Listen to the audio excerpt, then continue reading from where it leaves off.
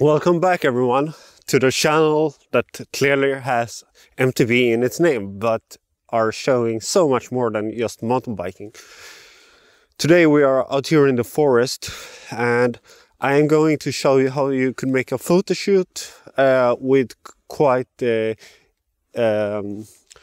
few equipment. So today I'm testing out the Profoto B1. I have two flashes and I'm using the Canon 5D Mark VI camera, and I also have a reflector. So let's go into a closer look on the equipment I use. I am a big fan of using a computer for remote shooting, and the software I use for that is Capture One. At the moment I'm trying the new version of it, Capture 120, and so far it works really nice, and I'm running it on a MacBook Pro. Over here on the right side, left side for you, you see the main light, and that's a Profoto bouncer on a B1. It runs without any cables, and the battery is attached on the head itself. That one is my main light, and I put that up to increase the effect of the sun, because I have the sun coming from over there and it's just hitting the tree. I want to make it stronger, so it will hit the model from the right side. Over here I put a reflector to open up the shadow on her left side. And back over there, which is not visible in frame, but from the behind, I have a naked Profoto B1 head, and that is kind of giving her a highlight on the cheek. So before I start shooting sharp, I'm going to make a test shot, and I'm using the Canon 24-105 with an f-stop on 4. Can you look this way? In this case, I'm satisfied with the way the light look. So now I'm ready to start shoot. And yeah, let's start. One challenge when shooting outside, especially when it's cold, is battery times and technology.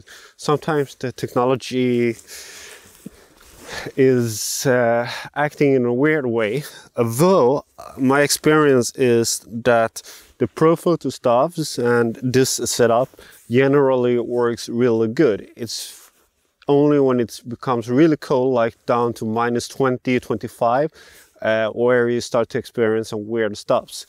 And if that would be the case, I would probably not use the computer. So, but now let's start. Yes.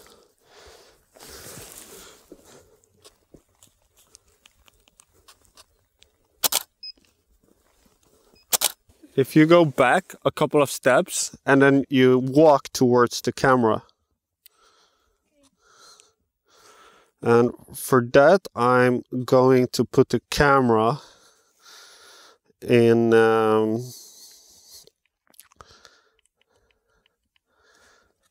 follow focus. Yes, you could walk 3 steps back even more, because I want you to stop where you are now. So back even more. Go like 5 meters back.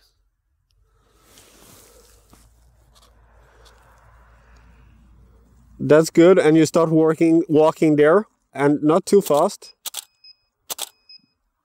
Look in the camera. That's nice. Thank you.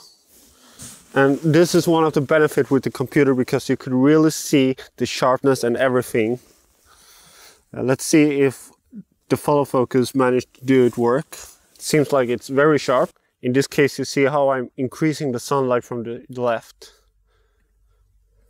I want to keep it looking very natural. I just want it to be slightly popping out. I want to do the walking again.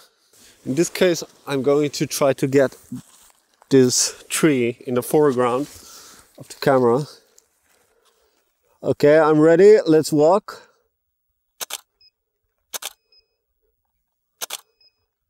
So for this next one, I want you to sit on that tree over there, but with your legs in that direction.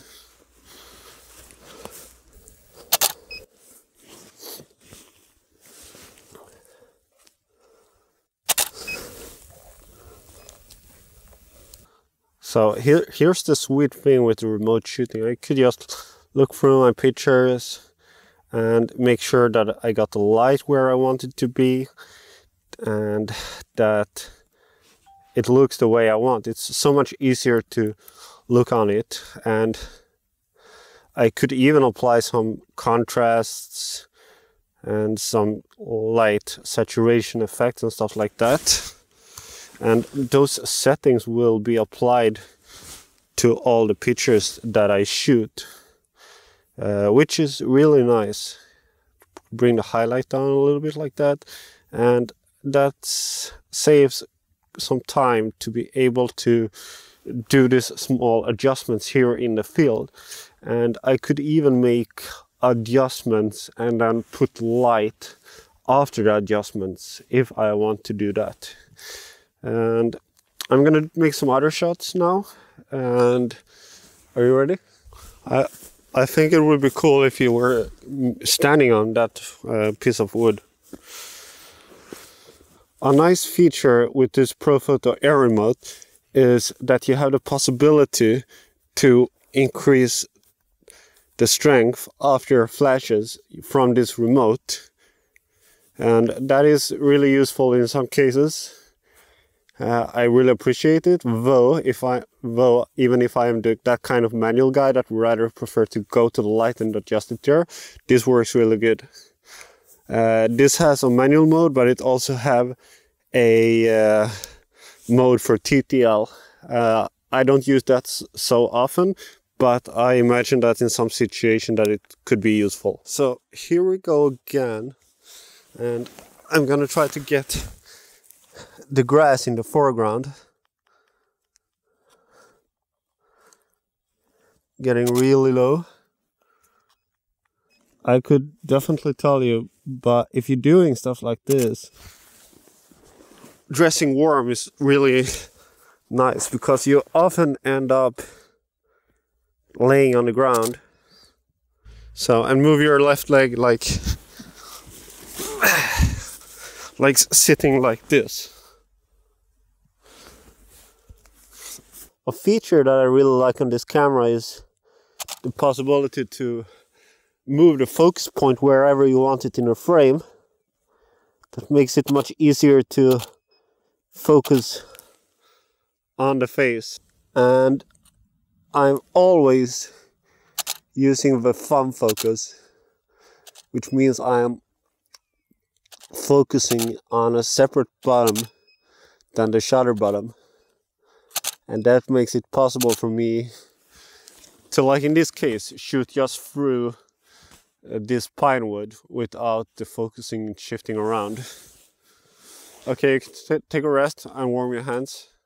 Having the computer like this and shoot into the computer is also really useful if you're working with the client and the client is with you. That makes it possible for the client to see whatever is going on, and the client could approve pictures on the shoot, which also cutting down the workflow time. And in this case, for me, working and doing this without any client, it makes it possible for me to see like, oh, I really like this, I like the way it looks, and I want to make more variations of this to make sure that I have that perfect shot with me when I am leaving here today. So after been looking through the pictures, I've decided that I'm happy with the result and that I kind of got the picture that I wanted. And that's a really simple way to doing a photo shoot out in the wild.